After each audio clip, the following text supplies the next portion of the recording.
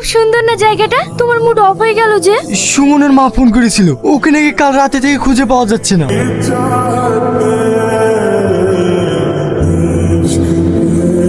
সুমন সুমন দাঁড়াও।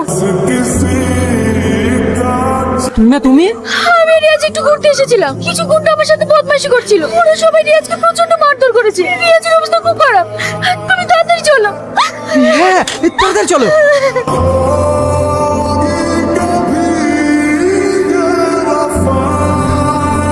তুই না, রিয়াজ কোথায়? ওই দেখো এখানে ঢাকা আছে।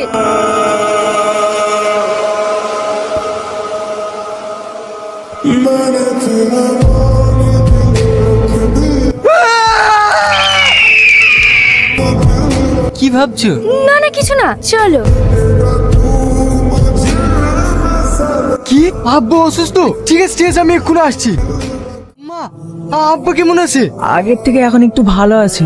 আব্বা দেখো আমি কাকে নিয়ে এসেছি। কাকে নিয়ে এসছি বাপ? পরিচয় দিলে না তোমরা অবাক হয়ে যাবে। তুই না ওখানে দাঁড়িয়ে আছো কেন? আসো।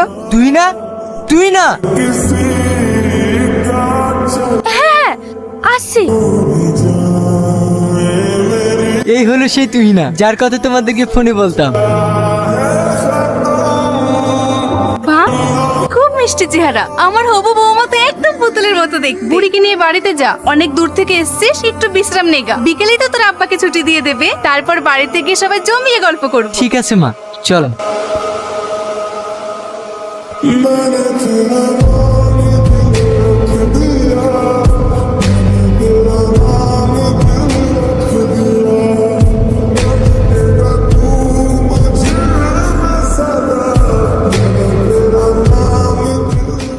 খুব সুন্দর তাই না? সামনের দিকটা আরো সুন্দর। ওইদিকে একটা বড় পুকুর আছে জানো, ছোটবেলায় আমি ওই পুকুরে গা দিতাম।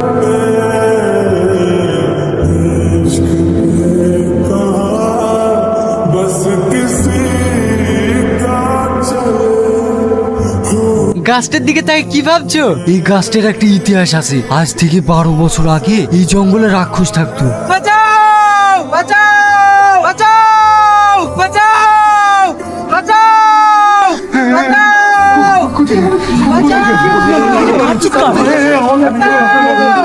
গোপালের মতো মনে হচ্ছে। আওয়াজটা কোন দিক থেকে আসছে? মোড়ল সাহেব এই দিক থেকে। তাড়াতাড়ি চলো সবাই। এই চল চল চল, চল, চল।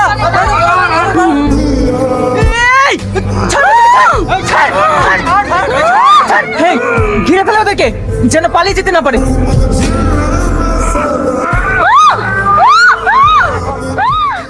জ্যান্ত পুড়িয়ে মারবো এদের। ঠিক আছে মোড়ল সাহেব।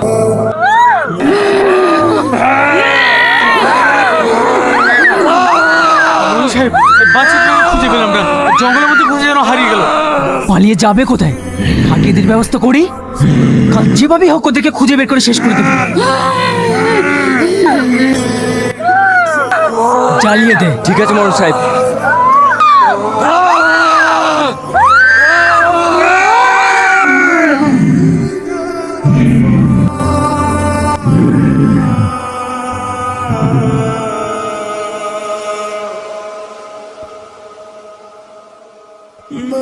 কি হলো তুই না? এসো।